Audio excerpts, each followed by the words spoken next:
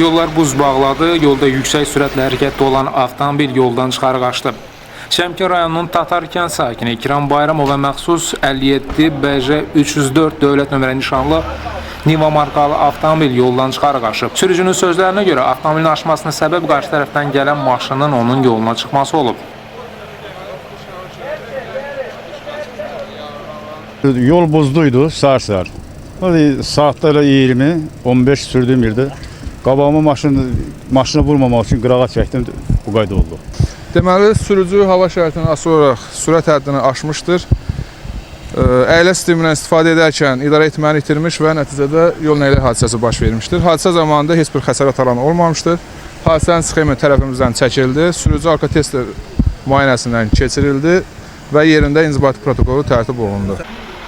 Kəbri Məmmədov, Kamran Əskipar alır, Fəttağıyev, Səs